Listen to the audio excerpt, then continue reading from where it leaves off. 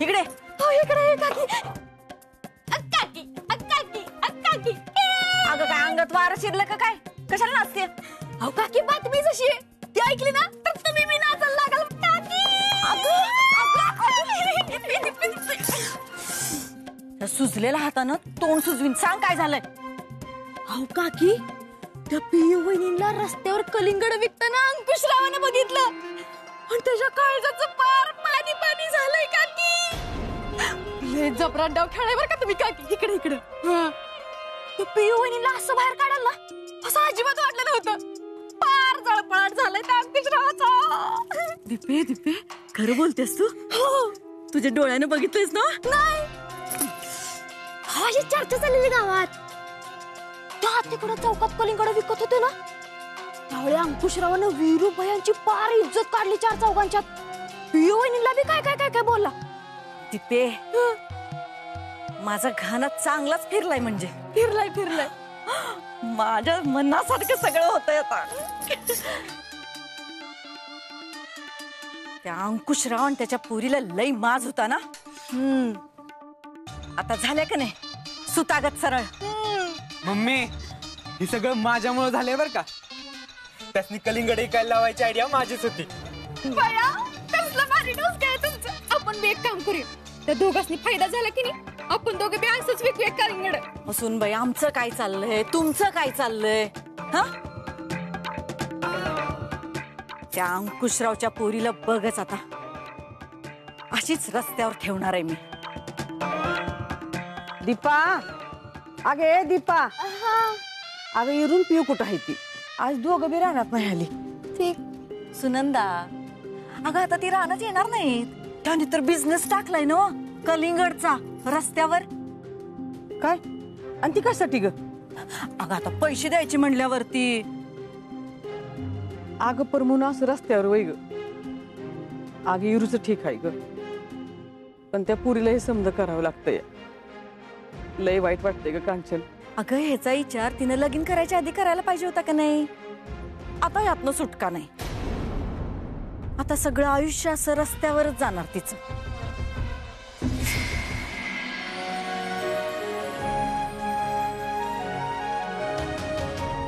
विरे हे विरे अरे बाबा काय लग्न होऊन एक आठवडा बी नाही झालं तू लगेच संसाराला लागलास होय. आणि काय तुम्ही दोघं असं रस्त्यावर कलिंगड काय ऐकताय? अरे नाग्या हे आपल्याच शेतातला माल आहे. आम्ही असा विचार केला की तो व्यापाऱ्याला ऐकण्यापेक्षा आपणच डायरेक्ट तो ऐकूयात. खायला इथे चांगले झाले की मग एकदम बेस्ट विरे. दुसऱ्याने आपल्या जीवा पैसे कमवण्यापेक्षा आपण आपलं कमवलेलं काय वाईट आहे. मग विरे किस्सा धंदा झाला आज. अरे ते काय मोजलं नाही. थांब आता मोजून मी बघतो मग. कलिंगड घ्या कलिंगड कलिंगड घ्या कलिंगड लाल लाल कलिंगड. चला घ्या घ्या कलिंगड घ्या कलिंगड कलिंगड घ्या. एकदा खाल तर खात राहाल. आजूबाजूची वाली सगळे सांगाल घ्या कलिंगड लाल कलिंगड लाल लाल लाल कलिंगड.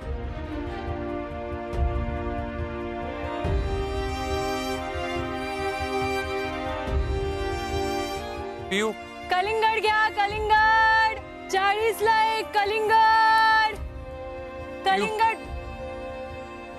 ही बघ एवढंच पैसे जमले ती. अगं आपल्याला 50,000 जमवायच्यात आणि मला कळणं झालंय की असं आपण 50,000 कावा जमा करणार आहे पिऊ. आणि ह्यो माल जर खराब झाला तर हिचं पैसे बी आपले उराव बसतील.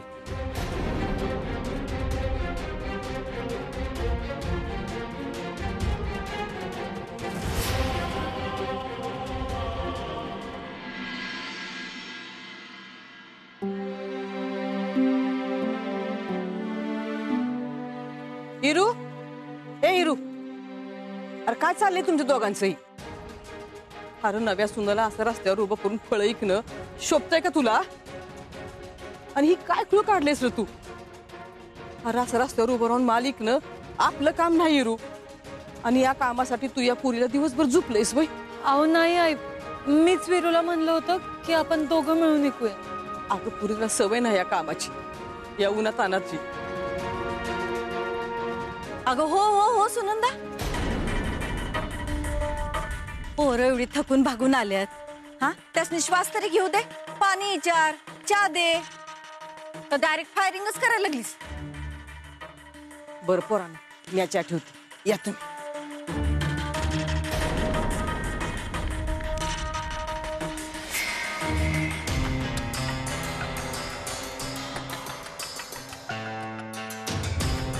सुनबाई, सगळा माल विकला काय ग? किती पैसे जमले?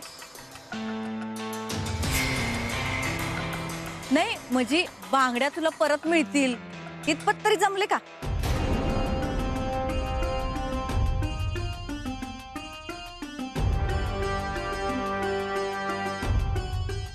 निशा, बांगड्या दे बाई.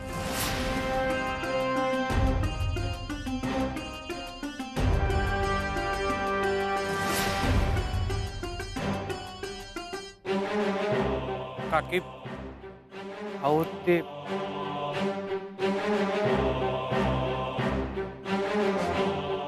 काकी एवढंच झालं दिवसभरात.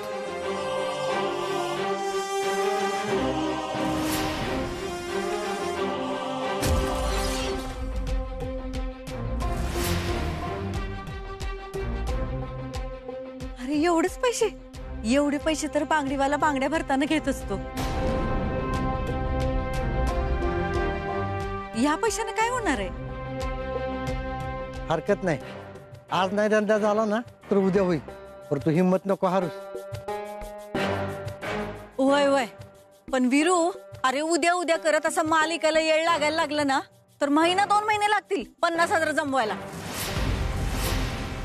तवर गलिंगड सडून जातील ना.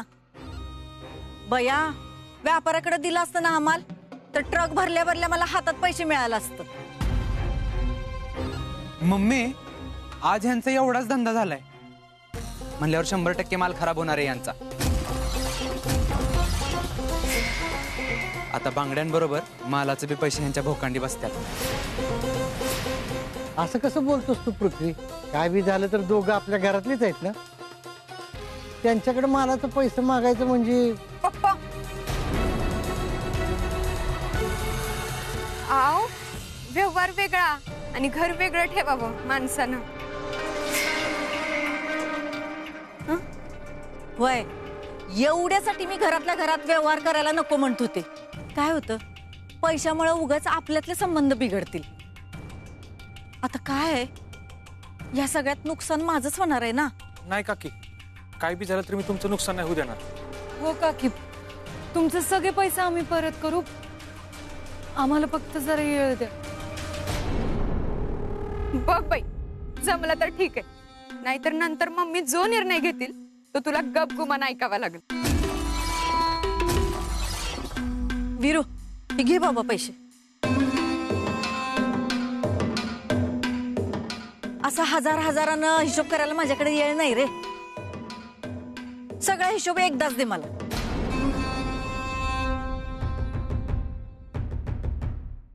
येतो काकी. हा.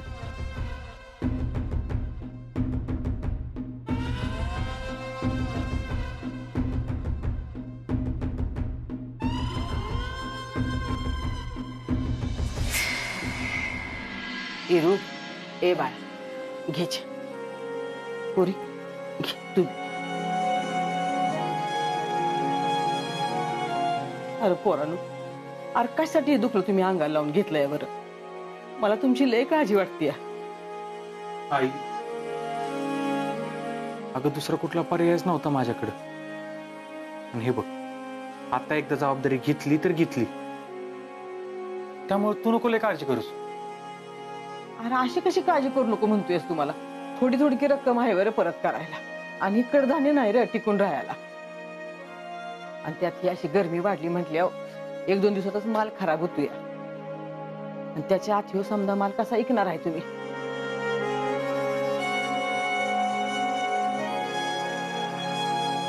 हे बघा, तुम्ही माझं ऐका, ह्यो माल ना एखाद्या व्यापाऱ्याला विकून त्याचा आलेलं पैसे कांचनला देऊन टाका आणि ह्यो विषय ना इथं संपून टाका एकदाचा. पण आई, तुम्ही दिलेल्या बांगड्या, अहो त्या सोडवण्यासाठीच तर आम्ही हे सगळं करतोय ना. आणि जर का आपण माल व्यापाऱ्याला ऐकलाच तर तो भाव लयच पाडून मागत आणि आपल्या हातात मग कायच राहणार नाही. अगं पोरी, आता तरी काय आहे आपल्या हातात? इरू, तुला खरंच वाटतंय का र कांचन इतक्या सहजासहजी बांगड्या दिली म्हणून? माझं ऐका, तुम्ही नका याच्या फांदात पडू. अरे उगाच लाखाचं 12,000 व्हायचं. पण आई, अहो अशी हिंमत हारून 1.5 सोडून कसं चालेल बरं? हे बघा, तुम्ही काहीच काळजी नका करू. मी आणि वीरू जीवाची बाजी लावू, पण त्या बांगड्या परत मिळवूच. अगं पोरी, तुझ्या जशा भावना त्या बांगड्यांसंग जोडल्या गेल्या त्या ना, तशाच माझ्या बी गेल्या त्या. पर त्यासाठी तुमच्या दोघाचा हाल झालेला मी नाही बघू शकत ग.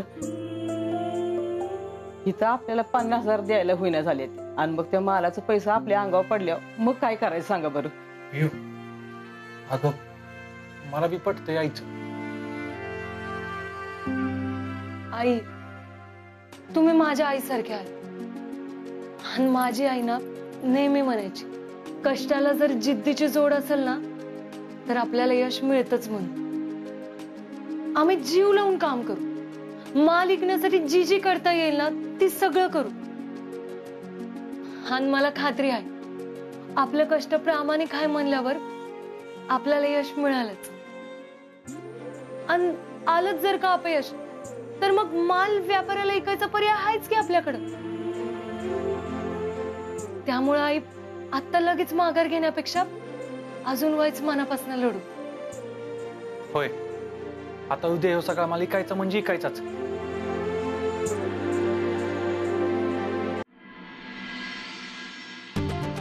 वीरा बाबा, तुझ्या मालाला लय मोठे गिराईक आले. तुझा सगळा माल इकला गेलाय. तुला पाहिजे तेवढं प्रॉफिट आहे का बघ बरं, त्याचीच पैसे ती.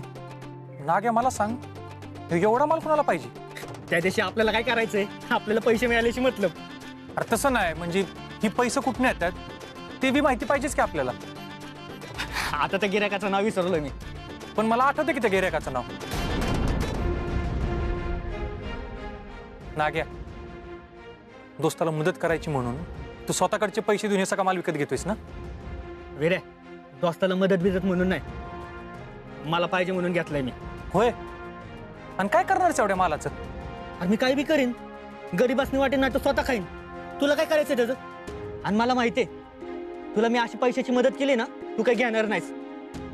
आणि आता हा सगळा माल विकत घेतलाय ना मी, तरी बी काय अडचण आहे तुला? तू माझा दोस्त आहेस, माझा जीव आहेस, हीच अडचण आहे माझी. अरे का तुझ्यासारखा दोस्त आहे ना नशिबाने मिळतो. आणि दोस्तीत व्यवहार आला ना की दोस्ती सस्ती होती. आणि आपली दोस्ती लय किमती आहे ना आग्या. त्यामुळे मला आपली दोस्ती आहे ना तशीच ठेवायची. तू फक्त मला लढ म्हण, बाकी मी बघतो काय करायचं. अरे ह्यो माल मी विकणार म्हणजे विकणारच. अरे वीरा भावा, एवढा माल विकणं अशक्य केला का? अशक्य ती शक्य करतो ना, त्याला शेतकरी म्हणतात. तुला मला मदतच करायची आहे ना, मग चल मी सांगतो तसं कर. होय मग चल, असं तर असं आणि तसं तर तसं. चल.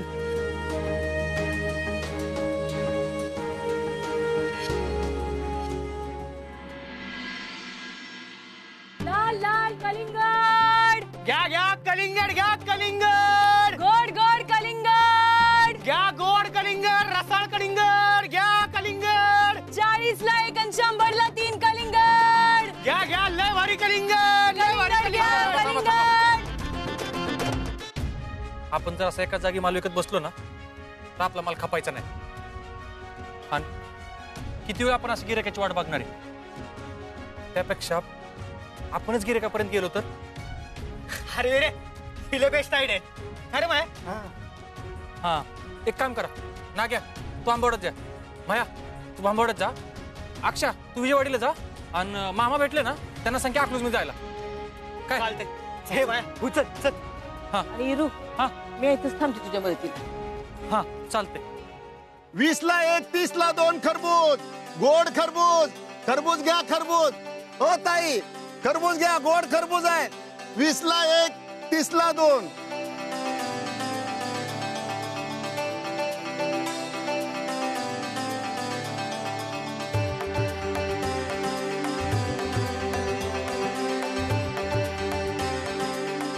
हे पोरा व्यापार आहेस का? आणि जर असतील तर माझा मी माल ह्यो घे की. काय बर का, कमी भावात घेतला तरी चालेल. बाबा अहो, असं का बोलताय तुम्ही? आणि मला सांगा, तुम्ही ह्यो माल कमी भावात का विकताय? याला आता गिरायकच नाही. ह्यो माल जर आज खपला नाही तर 2-3 दिवसात ह्यो माल खराब होणार आहे. अरे एवढं नुकसान होण्यापेक्षा 4 पैसा आलेलं बरं होईल. बाबा व्यापारी नाही, हाडाचा शेतकरी. अहो आपण जर अशी हिंमत हरली तर कसं व्हायचं?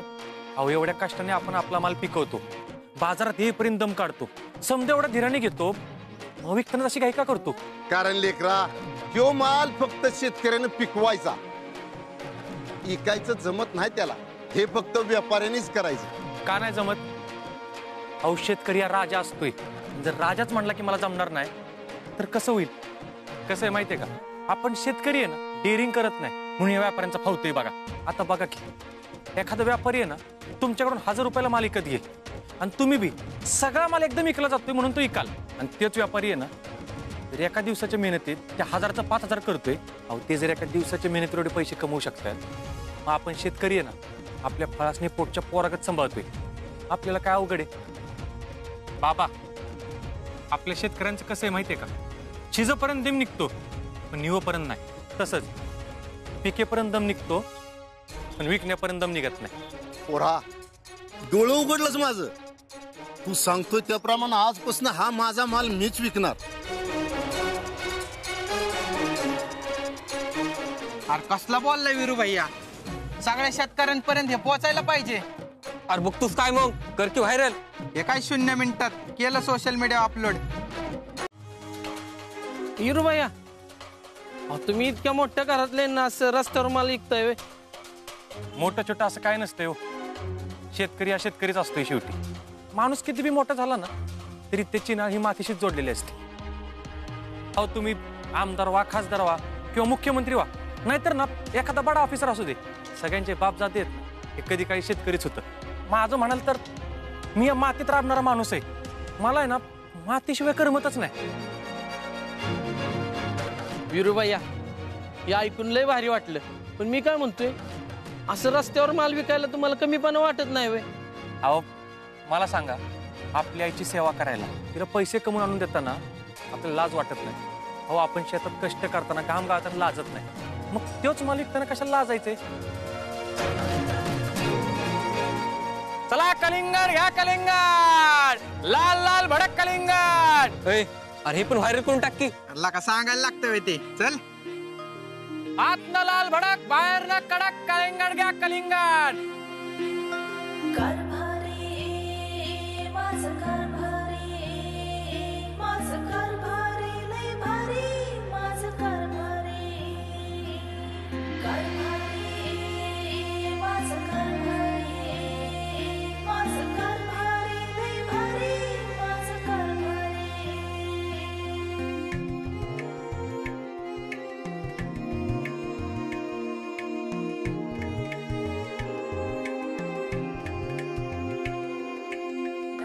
आई